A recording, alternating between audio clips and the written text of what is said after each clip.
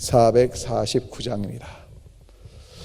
예수 따라가며 복음 순종하면 우리 행할 길 환하겠네. 주를 의지하며 순종하는 자를 주가 늘 함께 하시리라.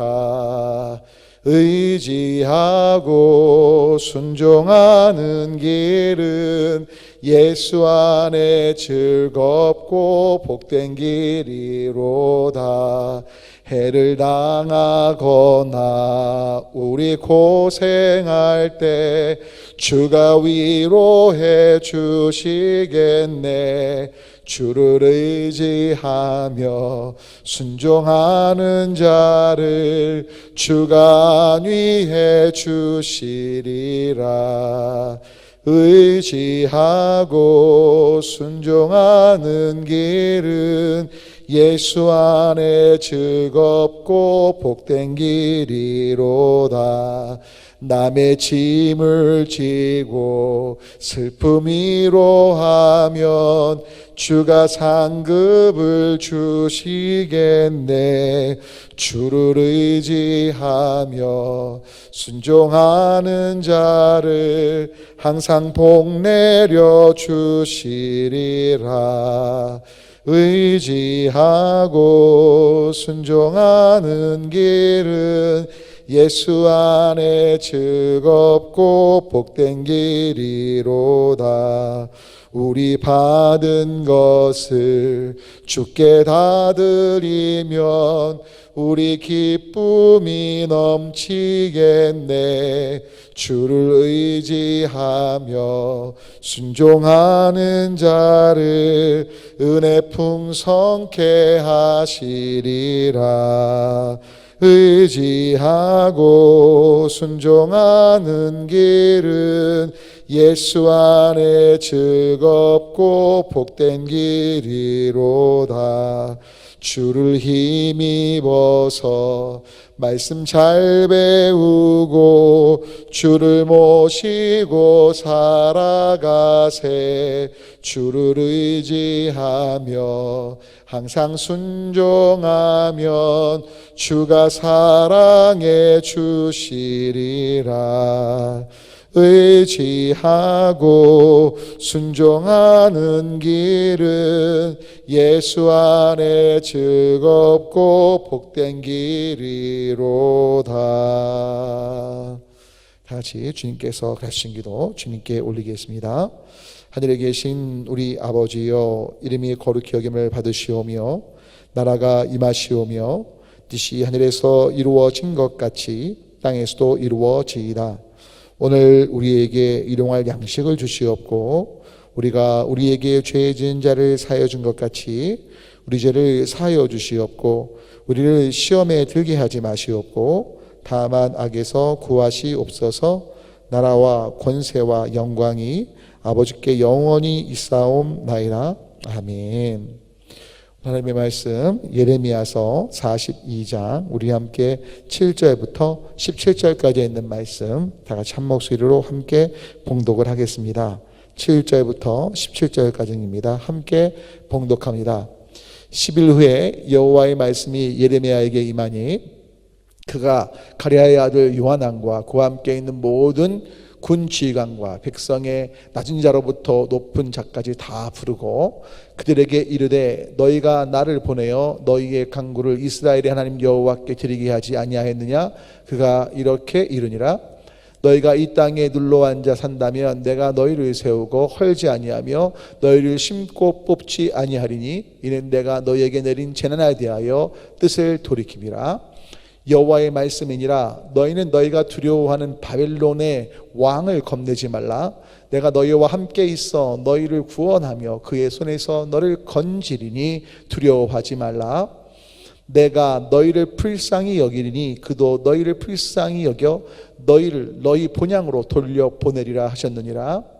그러나 만일 너희가 너희 하나님 여호와의 말씀을 복종하지 아니하고 말하기를 우리는 이 땅에 살지 아니하리라 하며 또 너희가 말하기를 아니라 우리는 전쟁도 보이지 아니하며 나팔 소리도 들리지 아니하며 양식의 궁핍함도 당하지 아니하는 애굽 땅으로 들어가 살리라 하면 잘못되리라. 너희 유다의 남은 자여 이제 여호와의 말씀을 들으라. 만군의 여호와 이스라엘의 하나님께서 이와 같이 말씀하시되 너희가 만일 애굽에 들어가서 거기에 살기로 고집하면 너희가 두려워하는 칼이 애굽 땅으로 따라가서 너희에게 미칠 것이요 너희가 두려워하는 기근이 애굽으로 급히 따라가서 너희에게 임하리니 너희가 거기에서 죽을 것이라. 무릇 애굽으로 들어가서 거기에 머물러 살기로 고집하는 모든 사람은 이와 같이 되리니 곧 칼과 기근과 전염병에 죽을 것인즉 내가 그들에게 내리는 재난을 벗어나서 남을 자 없으리라. 아멘. 오늘도 이 새벽에 주님의 얼굴을 구하시며 각자의 처소에서 기도하시며 나아가시는 귀하신 한 분 한 분 가운데 또 이 시간 아닐지 몰라도 기회 되시는 대로 이 동영상을 시청하시며 하나님 앞에 반응하시고자 하시는 귀하신 한 분 한 분 가운데 때를 따라 도우신 우리 주님의 은혜와 삶 속에서 여러분 한 분 한 분 삶 속에 정말 형통케 하시는 주님의 은혜 속에 또 주변에 덕과 은혜를 끼쳐서 예수님을 보게 하고 그래서 살아나게 되고 하나님께 감사하게 하는 통로로 행하실 주님을 찬양하고 그렇게 하실 것들을 기대해 봅니다. 자, 오늘 저희가 함께 읽은 본문을 가지고 애굽 노우라는 제목을 좀 정해 봤습니다. 애굽 노우, 다른 말로 하면 애굽으로 가서는 안 된다라는 말씀을 지금 드리고 싶은 겁니다.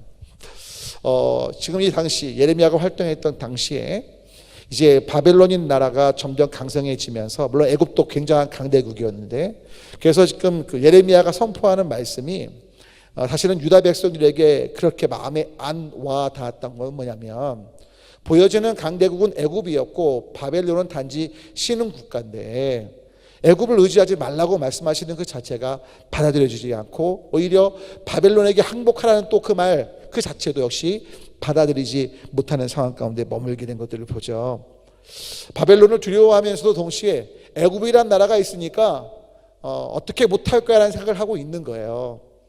하나님이 역사의 주권자시고 하나님만이 소망이신데 그 하나님께 믿음을 두기보다는 애굽에 믿음을 두고 있는 거죠.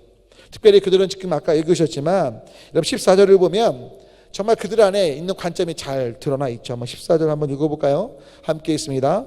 또 너희가 말하기를 아니라 우리는 전쟁도 보이지 아니하며 나팔 소리도 들리지 아니하며 양식의 궁핍도 당하지 아니하는 어디요? 애굽 땅으로 들어가 살리라 라고 생각하는 거예요. 근데 그렇게 하면 뭐라고요? 잘못된다고 말씀하는 거죠. 그러니까 여러분 지금 유다 백성들의 관점은 애굽엔 전쟁이 없어. 왜? 워낙 강대국이고 바벨론이 우리를 침범하고 또 어렵게 할지 모르지만 우리가 그 애굽 땅에 가면 애굽 땅에는 바벨론의 힘이 못 미쳐. 하나님께서는 바벨론에게 항복하라고 하시고 애굽을 의지하지 말라고 하시지만 아니야, 애굽에 가면 우리 살 길이 있는 거야. 거기는 기근도 없단 말이야. 궁핍도 없단 말이야. 거기 나팔 소리도 들리지 않아. 즉 침공하는 어떤 신호 소리도 안 들리는 데란 말이지 라고 그들은 생각했던 겁니다. 여러분 그런데 오늘 말씀 중에 11절을 보면 하나님께서 바벨론에게 항복하라고 말씀하시는데 그 이유에 대해서 이렇게 설명하고 계세요. 함께 11절 읽어볼까요? 함께 있습니다. 여호와의 말씀이니라 너희는 너희가 두려워하는 바벨론의 왕을 겁내지 말라. 왜요? 내가 너희와 함께 있어 너희를 구원하며 그의 손에서 너희를 건지리니 두려워하지 말라고 하시는 거예요. 그러니까 여러분 참 재밌는 거죠. 이스라엘 입장에서 유다 입장에서 아니 지금 바벨론이 우리를 침공하러 왔고 또 우리를 포로로 잡아간다고 하시는데 그걸 두려워하지 말라니요. 아니 그 왕이 우리를 어떻게 보면 하나님께서 그 손을 통해서 구원하시기 위해서 그 왕을 허락하신 거라고 말씀하시는데 이게 믿어지겠냐고요. 근데 여러분 하나님께서 이 말씀대로 행하셨던 것들을 아실 거예요. 바벨론 포로로 잡혀갔던 사람들을 되돌려 보내시고 또 그들을 통해 다시 한번 새로운 역사를 이제 이루어 가시는 게 사실이거든요. 그러니까 하나님께서 바벨론을 채찍으로 삼으셔서 지난번에도 말씀 올렸지만 포로로 잡혀가는 사람들이 어떻게 보면 나쁜 무화과가 아니라 오히려 그들을 좋은 무화과 되게 하시고 그들을 연단시키셔서 그들을 남은 자 되게 하셔서 새로운 역사를 시작하시고자 하는 거죠. 그런데 너무나 안타까운 건 정말 하나님께서 바벨론 왕 비록 너희 나라의 모든 것들을 빼앗고 할 것 같지만 그를 통해서 내가 너희를 오히려 구원 가운데 머물게 할 거라는 그 말씀을 받아들이지 않고 그들은 계속해서 애굽을 향해 애굽을 의지하며 애굽을 바라보며 나아가고자 했던 겁니다. 여러분, 실은 오늘 애굽 노란 말은요, 오늘 우리에게 이렇게 적용될 수 있습니다. 이 애굽은요, 오늘날로 말하면 우리가 생각하는 모든 좋아 보이는 수단과 방법들이라고 보시면 될 것 같아요. 우리가 어떤 일을 하거나 어떤 상황들을 만날 때 우리는 좋은 수단과 방법들을 찾습니다. 그 좋은 수단과 방법들을 통해서 무언가 문제를 풀 수 있을 거라고 생각하죠. 그리고 풀다가 안 풀어지면 그때 하나님을 찾는 거죠. 그때 하나님을 의지하는 것이죠. 근데 여러분, 하나님의 역사는요, 우리가 볼 때 좋은 수단과 방법이 아니라는 거예요. 오히려 안 좋은 수단, 방법처럼 보이고 우리를 해치는 것처럼 보이는 상황 안에서조차도 하나님께서 선을 이루어 가신다는 거죠. 아멘이십니까? 근데 우리는 안 좋은 상황, 여러 가지 내가 싫어하고 처하기 싫은 여러 여건들이 우리 안에 다가올 때 어떻게든 거기를 벗어나려고 하고, 그것이 하나님의 섭리가 있는, 하나님의 손길이 있는 역사인데 그것을 인정치 않고 받아들이지 않고 우리가 생각하는 좋은 방향, 좋은 수단과 방법들을 찾고 그거에 중심을 둔다는 거죠. 그러면 어떻게 돼요? 아까 말씀 14절에 있었지만 잘못되리라. 여러분, 맞아요. 이 잘못된다는 표현이요, 여러분 오해 안 하시면 좋겠어요. 그 문제가 무조건 안 풀릴 거다, 아니요. 잘 풀릴 수 있어요. 해결될 수 있어요. 근데 중요한 건 하나님과의 관계에서 잘못될 수밖에 없는 거예요. 안타깝게도 이스라엘 그 유사 역사를 보면 진짜 잘못됩니다. 풀어지지가 않아요. 근데 여러분, 우리 삶도요, 하나님 분명히 말씀하시는 방향, 방법들이 있는데 그것을 우리가 받아들이기 힘들어요. 그때 우리는 하나님의 방법이 아니라 좋아 보이고 무언가 이루어질 것 같은 그런 수단들을 택하죠. 하지만 그것으로 인해 일이 성취될지 모르겠지만 기억하십시오. 잘못되는 길이라는 거예요. 여러분 때문에 저와 여러분의 일상에서 하나님께서 원하시는 방향이 무엇인지 제일 먼저 여쭙고 그 방향이 명백하다면 그 길, 예수님을 힘입어서 걸어갈 수 있는 우리가 되기를 소망해 보죠. 여러분, 그 소돔과 고모라를 좀 기억하시면 좋겠습니다. 얼마나 소돔과 고모라가 아름다웠습니까? 멋졌습니까? 성경은 기록하죠. 멸망받기 직전이었기에 좋아 보였던 거예요. 여러분, 아브라함의 조카 롯은요, 거길 택하고에 되었던 가장 큰 밑바탕에는요, 좋아 보였기 때문이에요. 아름다워 보였기 때문이에요. 하지만 그 선택은 잘못되었습니다. 아마 롯이 거기를 택하지 않고 다른 곳을 택했다면 아브라함이 굴러 갔을까 모르겠어요. 왜? 거긴 멸망 직전의 땅이었기에 아마 하나님이 다른 땅을 향해 가라고 했을지 모르겠죠. 근데 중요한 건 롯의 관점은 좋아 보이는 모든 것들에 마음을 둔 거죠.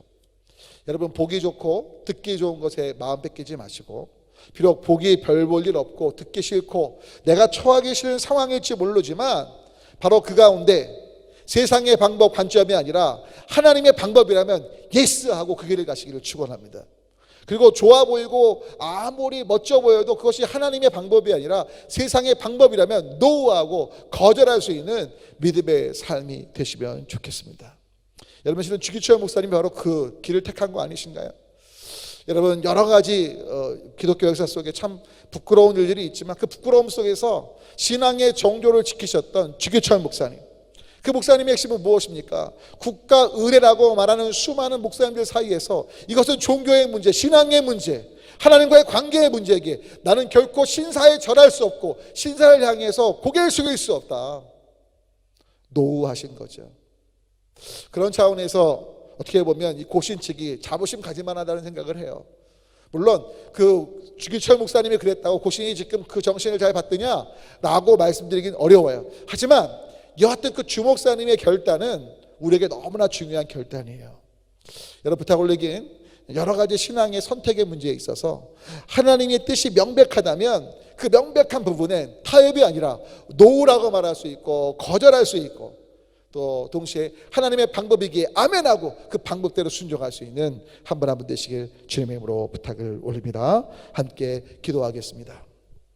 하나님, 애굽 땅에 전쟁이 없을 것이고 나팔 소리가 들리지 않을 것이고 또 곡식이 풍부할 것이라 믿었기에 그들이, 유다 백성들이 그곳으로 가려고 했는데 주님의 말씀은 그것으로 가면 잘못되겠다고 하시는데, 하나님 오늘날 우리가 이 땅의 삶을 살면서 돈이나 명예나 이 땅의 삶에 마음이 뺏겨서 하나님의 방법이 아니라 이 세상의 것들을 추구하고 하나님 중심이 아니라 이 세상의 쾌락과 만족과 보고 듣고 좋아 보이는 것들을 의지하는 그 삶도 역시 잘못될 수밖에 없다는 걸 말씀하시는데, 그 권면을 잊어버리고 잘못된 길로 향하려는 우리의 죄를 용서하여 주시옵소서.